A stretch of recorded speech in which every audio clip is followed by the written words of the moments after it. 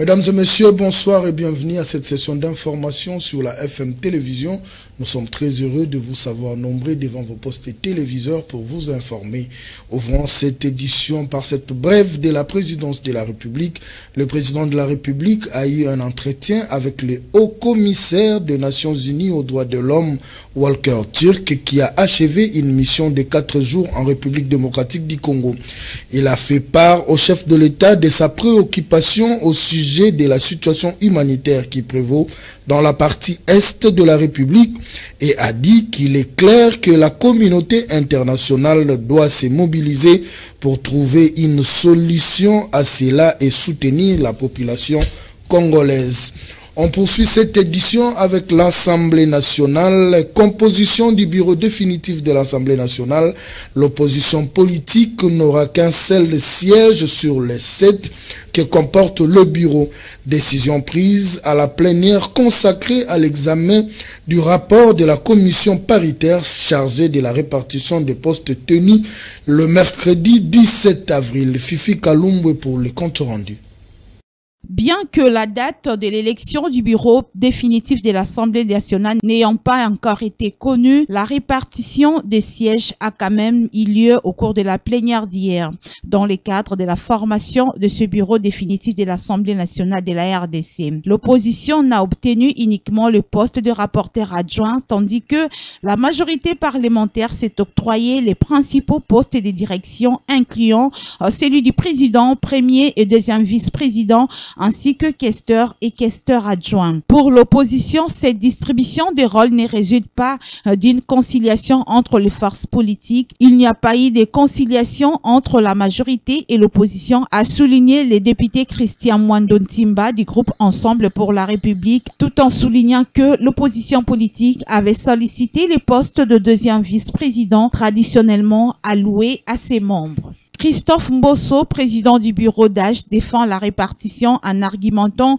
qu'elle reflète les poids politiques de chaque bloc au sein de l'Assemblée nationale. Face à une majorité qui détient plus de 96% des sièges, l'opposition souhaite que cette majorité use de sa geste pour permettre à l'opposition d'être visible et lisible au sein de l'Assemblée nationale, un vœu qui demeurera un rêve, a-t-il souligné. La position minoritaire de l'opposition a suscité des questions sur la pertinence de ces demandes, compte tenu qu'elle a seuls 25 sièges. Christian Mwando, l'opposition a par ailleurs justifié ses revendications par la situation critique du pays, marquée par des tensions post-électorales et un contexte de guerre. Restons dans le même registre des élections du bureau définitif de l'Assemblée nationale.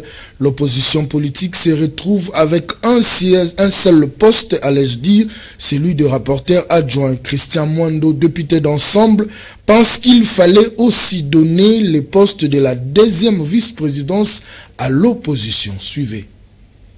Évidemment, il n'y a pas eu conciliation entre la majorité et l'opposition. Nous avions demandé effectivement le poste de deuxième vice-président qui avait toujours dans le passé, qui était dévolu à l'opposition parce que c'est un poste de contrôle, et le poste de rapporteur adjoint pour faire l'évaluation des rapports parlementaires. La majorité n'a pas jugé cela nécessaire. Elle a trouvé qu'elle pouvait continuer à gérer pratiquement seule. Parce qu'aujourd'hui, vous savez que ce qui n'est pas normal, c'est d'avoir une majorité qui a 96% de place dans l'hémicycle. Et il était important que cette majorité use de sagesse pour permettre à l'opposition d'être visible et lisible au sein de l'Assemblée nationale. Ça n'a pas été le cas, mais elle est majorité, elle a pris sa décision. Nous nous inclinons en toute démocratie et nous espérons que nous allons nous réunir très bientôt avec toute l'opposition pour désigner notre candidat. Je pense que c'est tenant compte aussi de la situation particulière que traverse notre pays dans ce contexte post-électoral. Nous sommes dans une période de guerre où des signes de plus de visibilité de l'opposition républicaine, l'opposition démocratique devaient être beaucoup plus forts. Je pense que c'est en tenant compte de tous ces éléments-là que ces signaux devaient être envoyés à notre population et à l'opposition armée pour dire qu'il y a de la place pour tout le monde. En République démocratique du Congo, il y a de la place pour les démocrates, ceux qui se battent au sein de l'hémicycle, et que tout le monde a un mot à dire au niveau de la République. Donc c'était plus ce message que comme je l'ai expliqué, que je voulais être un message fort pour la population et pour les gens qui agressent notre pays.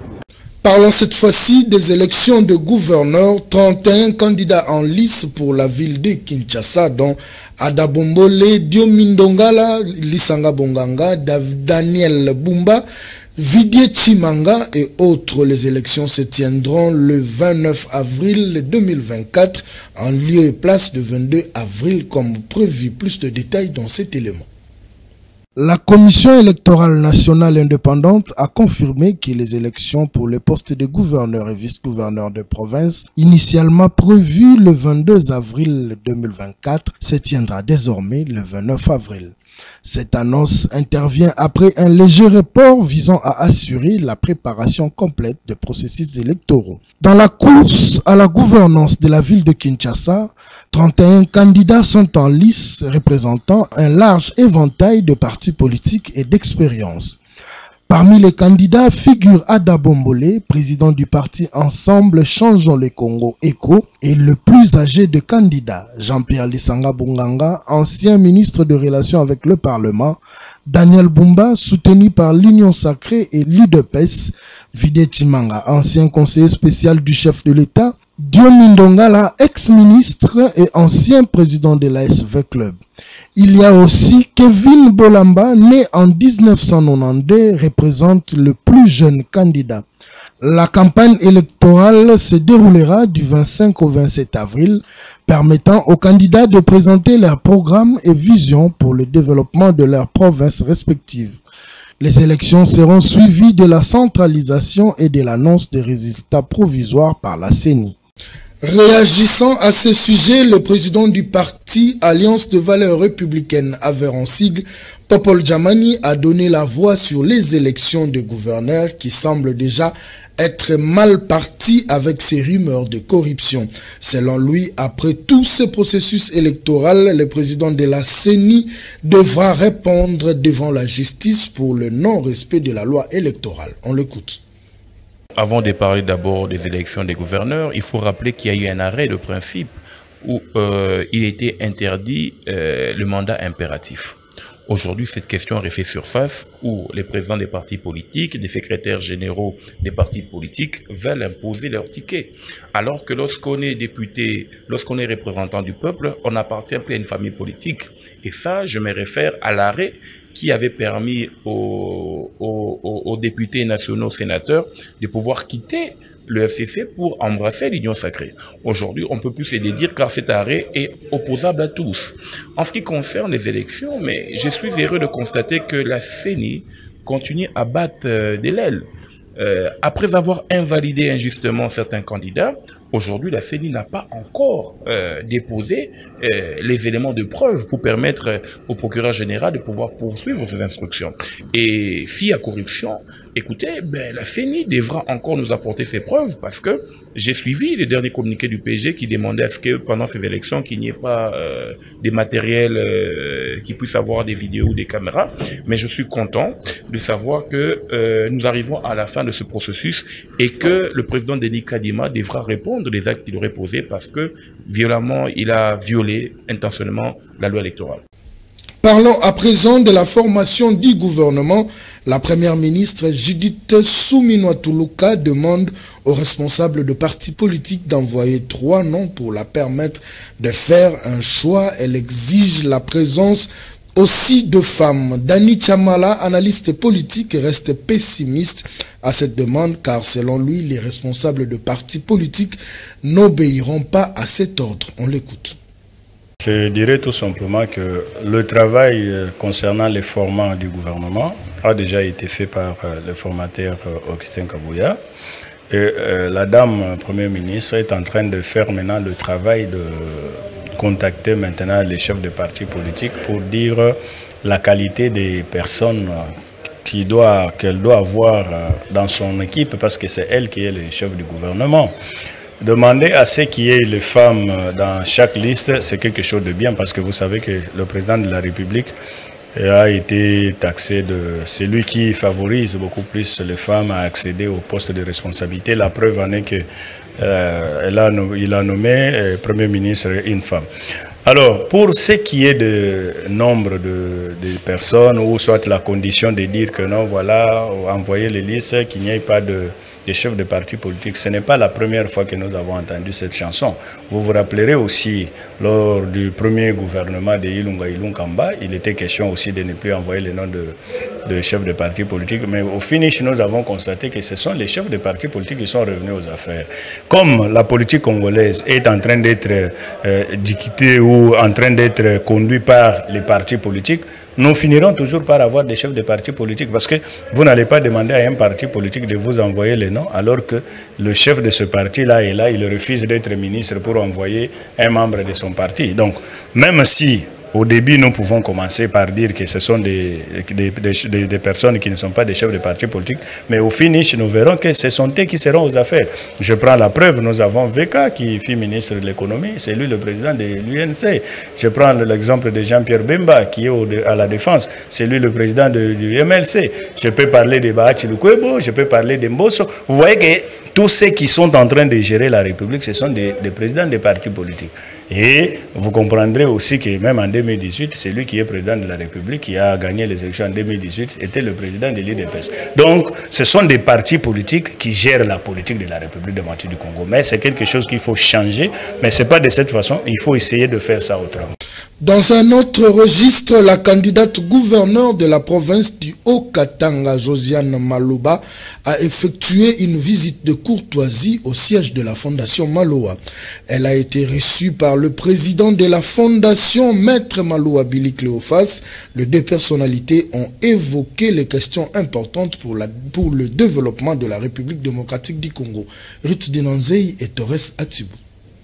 Elle est parmi les rares leaders femmes politiques qui consultent les aînés pour entamer une action quelconque. Elle s'appelle Josiane Maloba, candidate gouverneur de la province du Haut-Katanga. Elle s'est décidée de visiter les installations de la Fondation Maloa pour recueillir quelques éléments de sagesse auprès du président de cette fondation, Maître Maloa Billy Cléophas. À son arrivée, elle a été chaleureusement accueillie par le président de la Fondation Maloa qui l'a prodigué quelques conseils utiles pour sa future élection à la tête de la province du Haut-Katanga. Après cet échange, l'hôte du président de la Fondation Maloa a été convié à visiter les installations de la FM Télévision situées à la même adresse. Très satisfaite des infrastructures trouvées sur le lieu, Madame Josiane Maloba a encouragé l'équipe de la FM Télévision à aller de l'avant.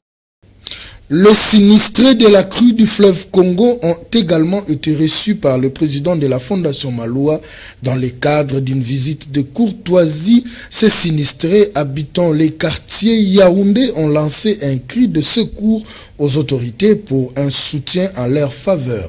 Ruth Dinanzei et Torres Atibou.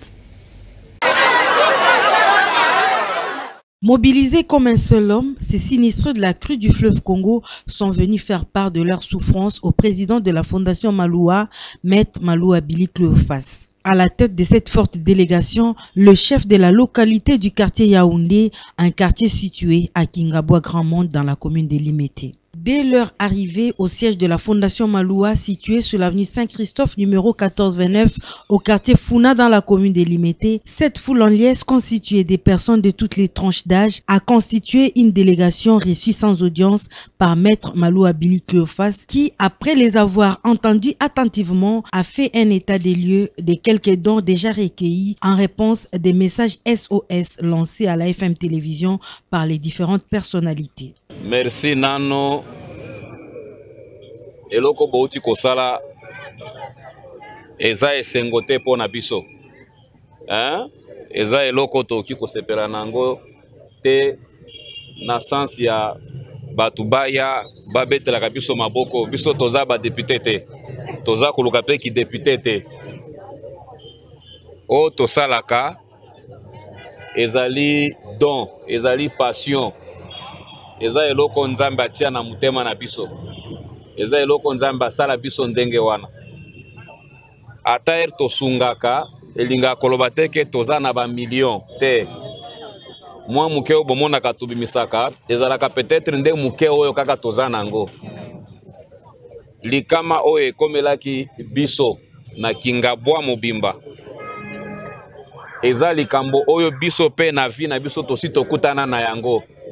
Balobaka po mutu a comprendre pasi ya muninga, il faut azala alekaka pe na pasi wana.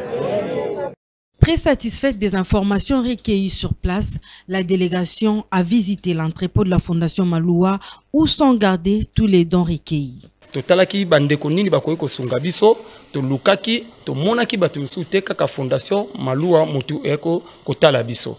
Bandeko babebisaki vraiment biloko. Ngai chef de localité témoin, bandeko babebisaki. Na sengi motema malamu wa Fondation, na oyo biloko alakisi biso. Na sengi te bato ebele, ba chef, ba patron, ba nani, ba kondignon surtout, ba soutenir Fondation oyo.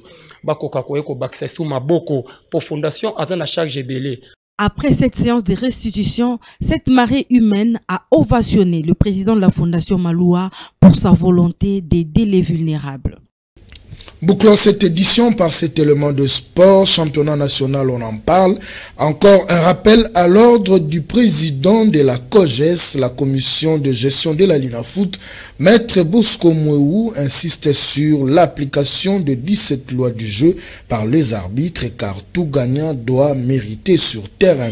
La rencontre a eu lieu en début de semaine au siège de la Linafoot. Lionel Ngolo pour le reportage. Au play-off du 29e championnat de la Linafoot, la manche retour s'annonce plus que décisive, non seulement pour les titres pour de diverses raisons, surtout pour les 3 premières places qualificatives aux prochains interclubs de la CAF. Aussi, les différents prétendants ambitionnent-ils et rêvent-ils de se classer en ordre utile. Raison pour laquelle l'impartialité des arbitres est requise dans la prise de décision et la gestion des rencontres. Il a été le rappel à l'ordre de Maître Bosco Mouéoubeya Kofela, président de la commission de gestion de la Linafoot, à l'intention des arbitres et de son entité sportive, lors de la réunion irrélative tenue mardi 16 avril 2024 à son siège dans la commune de la Gombe. Par les soucis de bien faire les choses, Maître Bosco Mouéoubeya Kofela, au nom de ses différents membres de la dite commission, a invité à tous les chevaliers du sifflet à l'application des 17 lois du jeu, considéré comme la boussole pour l'orientation dans la conduite des matchs de football, notamment au positionnement de l'arbitre dans la zone de faute, mais aussi à celui des arbitres assistant 1, assistant 2 par rapport au champ d'action, voire du ballon, ce qui nécessite plus de travail et plus d'endurance physique de leur part en vue de donner le meilleur d'eux-mêmes. Ainsi, les résultats de la prestation de tous ces arbitres sur terrain revient en feedback la table de la COGES qui interdit tout favoritisme ou tel autre club. À l'Inafoot, le seul mot d'ordre est que la victoire s'impose sur terrain, loin de toute décision administrative. Mesdames et messieurs, c'est par ici que nous mettons un point final à cette session d'information sur la FM Télévision. Restez branchés au programme de votre chaîne.